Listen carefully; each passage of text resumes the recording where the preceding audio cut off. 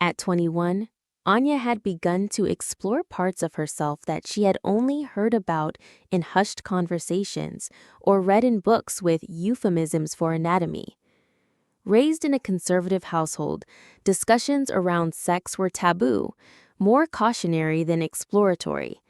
But in her third year of university, living on her own for the first time, she began to notice her body differently. Not just its physical changes, but her feelings, deep, confusing, and often surprising. Psychologically, a woman's sexual feelings are shaped by a mix of biology, environment, culture, and personal experiences. For Anya, these factors collided in complex ways. Her biology responded naturally to touch, to attraction, to the fantasies she occasionally entertained. According to researchers like Helen Fisher, female sexual desire can be closely tied to emotional connection, but it's also independent.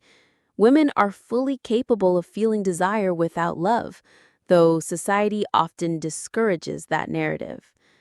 Anya first noticed her desire when she got close to a classmate, Mira. It wasn't a traditional romantic feeling at first.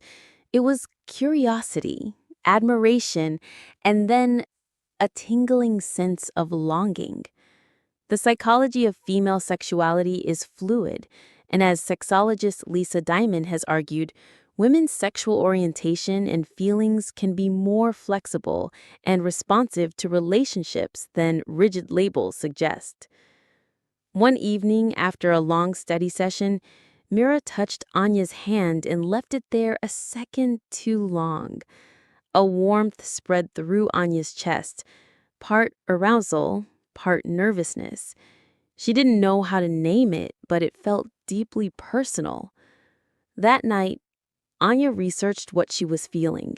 She learned that sexual arousal in women is not always directly connected to physical stimuli. It's often mental, emotional, contextual. The brain, not just the body, drives the experience. Psychologist Rosemary Bassan proposed a model for female sexual response that emphasizes intimacy and emotional bonding over spontaneous desire. For Anya, this explained a lot. She hadn't felt sparks just from attraction. It was the closeness, the trust, the connection. Her sexual feelings weren't dirty or wrong. They were human.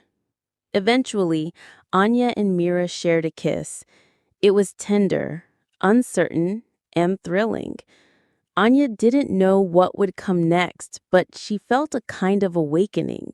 She started journaling about her body and her emotions. She began attending campus workshops on consent and healthy sexuality, where she learned how important communication and boundaries are in shaping positive sexual experiences. From a psychological standpoint, Anya was learning sexual self-efficacy, the belief in her ability to control and make informed choices about her sexuality. This empowerment, backed by research in feminist psychology, is a key predictor of sexual satisfaction and emotional well-being in women. Anya's journey wasn't about labels or even about Mira.